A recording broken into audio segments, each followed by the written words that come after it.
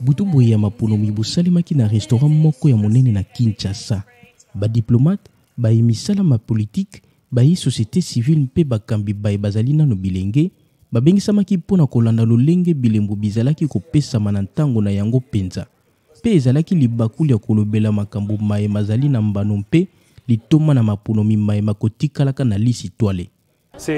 Bokano na biso ezali ya kotonga po makasi kati na bapopulation na biso mibale. Yango wana tozali awa na pokwa ya lelo pona koyamba ba Congolais na ko marquer elongo butu o ya maponomi ya Amerika. Oyo ezali libaku moko ya kokamwa pona kokabola mayele na biso pe kolendisa boyokani kati na bana mboka na biso. Tondimi penza ete soki ekolo Congo démocratique pe États-Unis esangani pene yango ezali komonisa litoma mingi pona bikolo na biso mibale. Maponami ma ekolo Amerika na makambo mayango ya mboka mpe ya mokili mobimba mazali na bopusi mingi koleka ndelo ya États-Unis akanisi moko na babundi ba makoki mabomoto oyo azalaki na milulu miango animodi. Politique étrangère inspire et influence aussi les positionnements des leaders dans nos différents pays. Donc c'est à ça qu'il est important de suivre les processus et vous allez voir que bien que ce sont les citoyens américains qui votent, nous tous nous suivons pour savoir quelle serait la priorité de celui ou celle qui passera.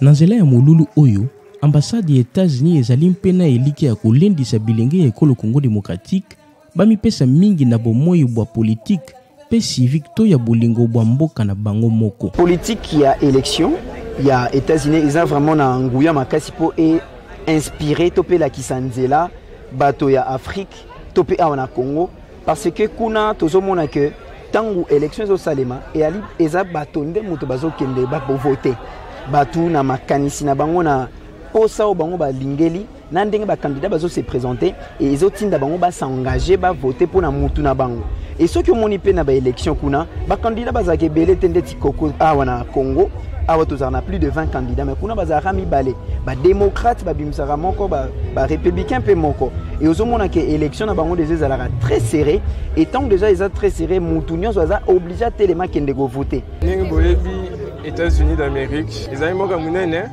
et na mokili mobimba États-Unis azana ba grande décision sur beaucoup de points belé.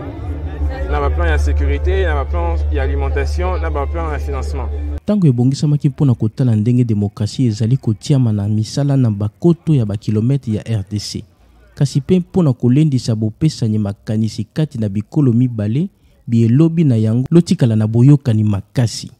André Ndambi mpona VOA Lingala, Kinshasa.